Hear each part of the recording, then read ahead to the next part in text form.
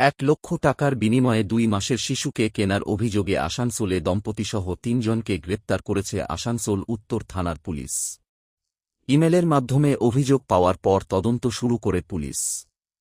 উত্তর ধাদকা এলাকার একটি দম্পতির কাছ থেকে 2 মাস 13 দিনের শিশুটিকে উদ্ধার করা হয়েছে। ধৃতদের মধ্যে রয়েছেন বিনোদ কুমার গুপ্তা, তাঁর স্ত্রী বিবিতা গুপ্তা এবং কথিত মধ্যস্থতাকারী অশোক ভবালকা। পুলিশ সূত্রে জানা গিয়েছে, শিশুটিকে বীরভূমের সিউড়ির একটি বেসরকারি নার্সিংহোম থেকে 1,00,000 টাকার বিনিময়ে নেওয়া হয়েছিল বলে অভিযোগ। প্রথমে দম্পতি শিশুটিকে নিজেদের সন্তান বলে দাবি করলেও তদন্তে সেই দাবির সত্যতা নিয়ে প্রশ্ন ওঠে।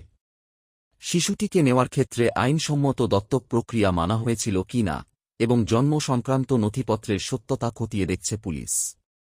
শিশুটিকে চাইল্ড ওয়েলফেয়ার কমিটির কাছে পাঠানো হয়েছে। ঘটনায় আরও কেউ জড়িত রয়েছে কিনা তা জানতে তদন্ত চালাচ্ছে পুলিশ।